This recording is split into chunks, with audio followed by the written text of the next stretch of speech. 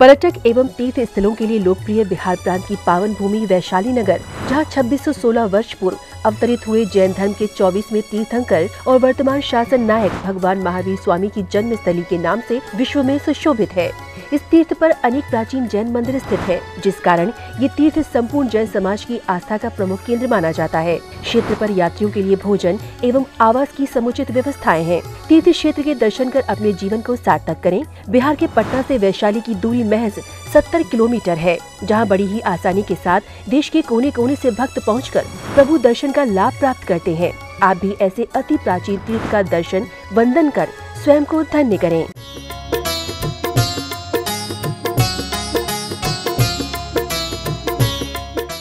कि उक्ता वसंत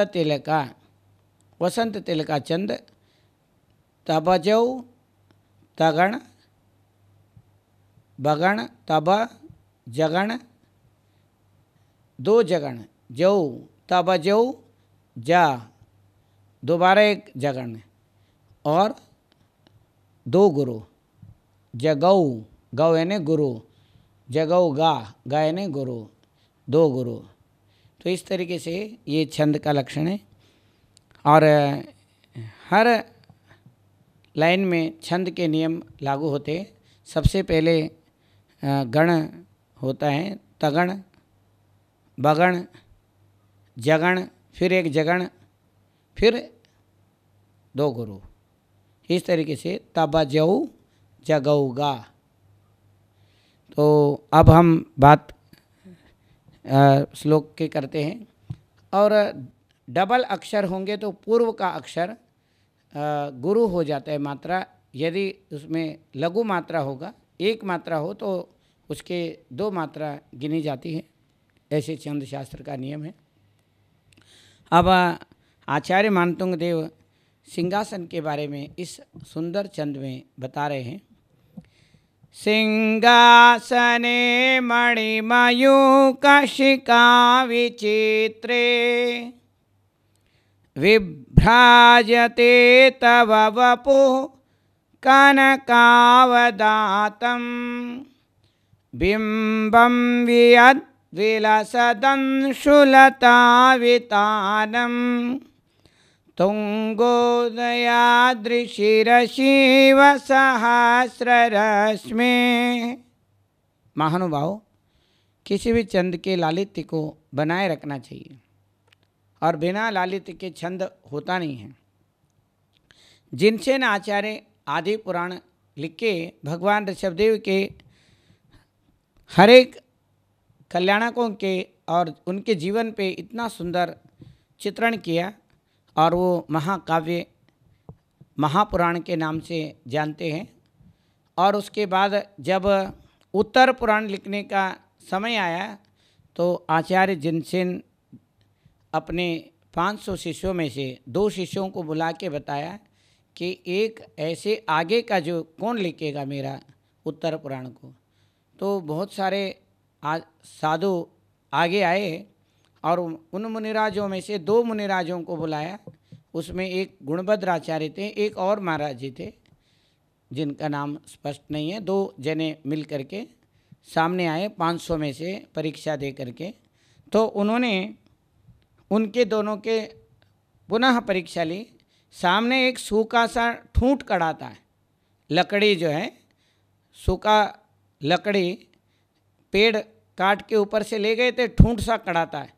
तो उसको दिखा करके पूछा उन्होंने कि इसको जो है इसके बारे में तुम कविता बना के बताओ। तो वो जो गुणभद्र आचार्य के अलावा दूसरे जो महाराज जी थे उन्होंने बताया, दूसरे शिष्य ने, शुष्कम काष्टम तिष्ठत्यग्रे, अर्थात सूखा ठूंठ कड़ा है सामने। तो यही बात गुणभद्र आचार्य से पूछा तो उन्होंने उसको काव्य में बताया। काव्य उसको कहते वाक्यम रसात्मकम काव्यम। जिस काव्य में रस हो, जिन वाक्यों में रस हो, वाक्यों में रसों को भर के प्रेषित करे तो वो काव्य हो जाता है। जैसे गुलाब जामुन में रस भरता है तो वो पूरा होता है। ऐसे ही जलेबी में भी रस भरता है तो पूरा होता है। ऐसे ही काव्य में के नव रस और शांत रस, ऐसे श्रेष्ठ रसों से परिपूर्ण हो उसी को काव्य बोलते हैं। वाक्यम रसात्मकम काव्यम। तो वो गुणभद्र आचार्य इसको किस तरीके से बताते हैं, वो बोल रहे थे शुष्कम काष्ठम तिष्ठत्यग्रे। ये सारे व्यंजन एक दूसरे से ऐसे महसूस होते हैं कि जैसे कोई थप्पड़ लगा रहा हो। शुष्कम काष्ठम तिष्ठत्यग्रे। परंतु जब उसको काव्य में बताया, नीरस तरोवर विलसती पुरता, कि सामने जो है जिसके अंदर रस नहीं है, नीरस तरोवर विलसती पुरता, ऐसे संगीतमय होता है।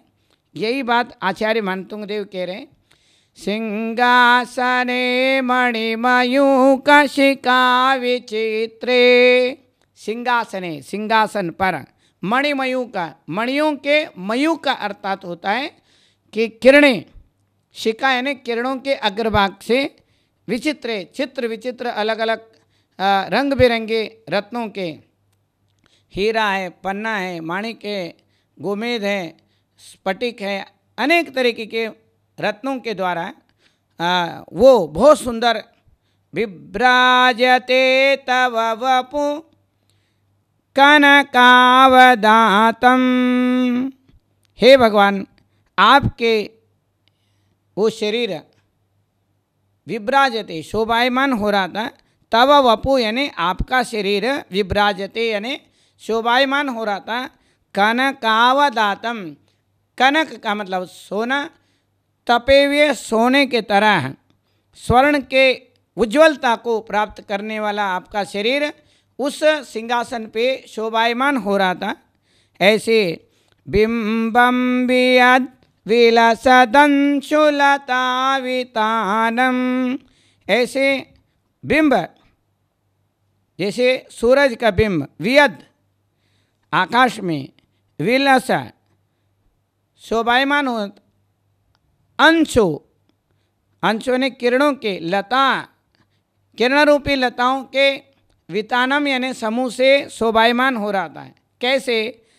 तुंगोदयादृशिरसीव सहस्ररश्मि, सुमेरु पर्वत के ऊंचे तट पे, स्वर्णमय किनारे पे, वहाँ सूरज का बिंब उगरा हो। ऐसे ही हे जिनेंद्र भगवान, हे आदिनाथ भगवान, आपका भी जिन बिंब ऐसे सिंहासन पे विराजमान आनंद को प्राप्त हो रहे थे, सब देख करके बहुत ही सुंदर वहाँ दृश्य संपन्न हो रहा था समोशरण में। ये बात मानतुंग आचार्य कह रहे हैं, जो मणियों से सहित उस सिंहासन के किरणों के द्वारा बहुत सुंदर सा एक भगवान का जो स्वर्णमय, स्वर्ण के कांति को प्राप्त करने वाला वो शरीर सुखमय रूप से चमक रहा था। इसको दक्षिण वाले कैसे पढ़ते हैं? सिंहासने मणिमयूक शिखा विचित्रे विभ्राजते तव वपु कनकावदातम बिंबम वियद विलसदंशुलतावितानम तुंगोदयादृशिरसीव सहस्ररश्मि। अब मानतुंग आचार्य विरचित भक्तामर स्तोत्र के 30वें श्लोक में आचार्य मानतुंग देव चंवर प्रातिहार्य का वर्णन कर रहे हैं। तो ये काव्य के बात अभी हम थोड़ी देर पहले करके आए हैं। ये वाक्य जो है रसात्मक होते हैं और उस वाक्यों में, शब्दों में रस होता है। हर शब्द में अर्थ होता है, हर अर्थ में भाव होता है। शब्द का क्या अर्थ है? अर्थ बिना सब व्यर्थ है। भाव का क्या अर्थ है? अर्थ का क्या अर्थ है? भाव बिना सब व्यर्थ है। शब्द में अर्थ होता है, अर्थ में भाव होता है। ऐसे भाव हमारे चैतन्य स्वरूप को संप्रेषित करने वाले सुंदर ये गान, सुंदर भक्ति, सुंदर गीत, ये मधुर गीत स्वर को ईश्वर तक, स्वर ऐसे हो जो ईश्वर तक की यात्रा करा दे। मूलाधार से सहस्रार तक ध्यान में संपूर्ण शरीर के प्रत्येक अंग अंग का उस अंग में विराजमान उस चैतन्य का ध्यान और भान करा दे। ऐसे ये बहुत सुंदर ये स्तोत्र है। और इस स्तोत्र के माध्यम से आचार्य मानतुंग देव ने भगवान के शरीर को सोने जैसे, चांदी जैसे, बहुत सुंदर सुंदर वर्णन करके चांद जैसे और सूरज जैसे, ये सुमेरु पर्वत के ऊपर बहने वाले निर्जल झरने जैसे, ऐसे सुंदर उदाहरण उपमाएं दे रहे हैं।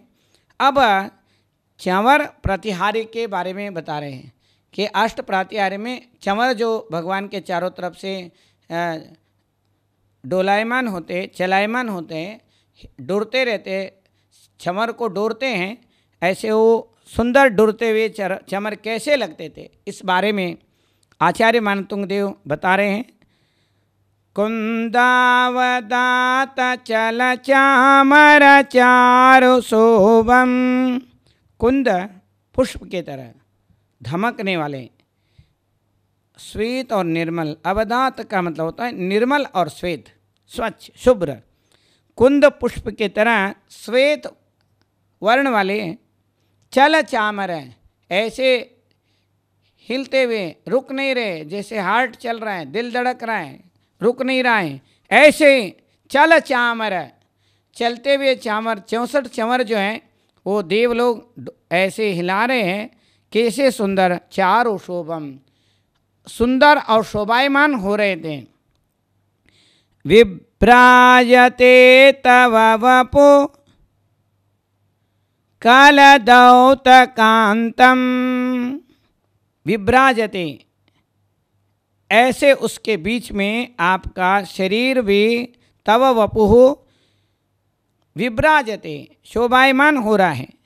कलदौतकांतम, कलदौतकांतम का मतलब सोने के तरह चमक रहा है, स्वर्ण के समान, कांत मैंने कांतिमान, धमकने वाला, सुंदर, और विभ्राजते, शोभायमान हो रहा है। कैसे? उद्यत शशांक, उगते हुए शशांक, चांद के तरह है, उगते हुए चंद्रमा के तरह, शुचि, स्वच्छ, निर्जर, निर्जर ने निरंतर झरने वाले, वारिदारा, जल के जैसे झरने झर रहे हो, उगते हुए सूरज, उगते हुए चांद, जैसे चांद उग रहा हो, और शुद्ध और स्वच्छ, जैसे पूर्णिमा के चांद उगता है तो स्वच्छ और निर्मल, उगते हुए सूरज के तरह बहुत सुंदर, सौम्य, कांति वाला, सोने के तरह, निर्जर वारिदारा, झरने बह रहे हो, जैसे क्षीर सागर के जल बह रहा हो। उच्चे तटम, ऊंचे तट किनारों से, सुरगिरेरिव, सुमेरु पर्वत, सुरगिरी का मतलब सुमेरु पर्वत, शातकौंबम, शातकौंबम का मतलब होता है कि स्वर्णमयी, स्वर्णमयी कलश के तरह है, जैसे स्वर्णमयी कलश कोई किसी ने उठा रखा हो, ऐसे चांद सुंदर लग रहा था, जैसे चांद लग रहा था उससे भी सुंदर आप चंवरों के बीच में ऐसे चांदी के चंवर, झरने, ऐसे चांदी जैसे झरने बह रहे हो, ऐसे चंवर के जो निरंतर चलने से ऐसे लग रहा था सुमेरु पर्वत के तट से झरने बह रहे हो। वो झरने भी कैसे लग रहे थे? जैसे क्षीर सागर के जल हो, शुभ्र हो, स्वच्छ हो, निर्मल हो और चमकने वाले हो, मन को, तन को, चेतन को पवित्र, शांत, सुंदर और ध्यान मग्न करने वाले, ऐसे हम ध्यान करते हैं। हमारे ध्यान में आदिनाथ भगवान ऐसे झलके जैसे मानतुंगाचार्य अपने भक्तामर में परिकल्पित कर रहे हैं।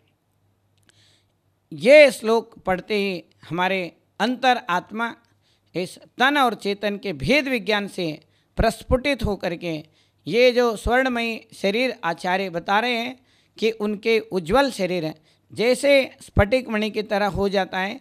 अरिहंत भगवान के जो शरीर हैं वो परम औदारिक शरीर होता है। थोड़े से भी प्रकाश किरणें और चौड़े से भी आते हैं तो वो अपने वर्ण को उसी रूप में बदल देता है। जैसे सुबह यदि बर्फ़ के बीच में से सूरज की किरणें देखते हैं तो एकदम सोने जैसे दिखता है। जैसे हिमालय में हिम आच्छादित शिखर में जब सूरज को उगते हुए हम देखते हैं और उस समय ऐसे लगता है कि बिल्कुल सोने जैसे लगता है। जैसे बद्रीनाथ में यदि आदिनाथ भगवान के तपोभूमि में हम जाते हैं तो वहाँ सामने जो नीलकंठ पर्वत है वो नीलकंठ पर्वत प्रातः काल में ऐसे लगता है जैसे सोने का है। जैसे मानतुंग आचार्य कह रहे हैं उसी तरीके से वो बहुत सुंदर लगता है जब वो सूरज उगता है। जैसे ये मानतुंग आचार्य कह रहे ऐसे ही स्थिति वहाँ हो जाती है। गर्मी के दिनों में वहाँ झरने ऐसे बहते जैसे 64 चंवर डुल रहे हो। तो महानुभाव आज भी साक्षात हम वैसे दर्शन कर सकते हैं। ऐसे कैलाश मानसरोवर पे भी जो भगवान ऋषभदेव के निर्वाण भूमि पे कैलाशे वृषभस्य निवृत्तिमयी वीरस्य पावापुरी, कैलाश पर्वत के ऊपर भी हम उगते हुए सूरज को देखते हैं तो बिल्कुल ऐसे ही दिखता है जैसे भगवान समोसरण में बैठे हुए हैं। दोनों ओर 64 चंवरों को धारण करने वाले जो देवलोक है दिव्य चमर के द्वारा निरंतर चलायमान चल चामर चारु शोभम, चारों यानी सुंदर शोभा को प्राप्त कर रहे हैं ऐसे महसूस होते हैं। जैसे ध्यान करने के बाद कर्म निर्जरा को प्राप्त करते हैं ऐसे आचार्य मानतुंग देव निर्जर वारिधारा, वारिधारा है कि जल के प्रपात, जल के धारा वो झरने की तरह झर रहा है। ऐसे ही हम जब भगवान के ध्यान करते हैं झरने के तरह कर्म निर्झरित होकर के झर जाते हैं। तो ये दक्षिण के तर्ज में कैसे पढ़ते हैं, कुंदावदात चल चामर चारु शोभम विभ्राजते तव वपु कलक कलदौत कांतम उद्यच्छशांक शुचि निर्जर वारिधार मुच्चैस्तटम सुरगिरेरिवशात कौंभम। इन्हीं शब्दों के साथ मैं अपने इस वक्तव्य को विराम देता हूँ।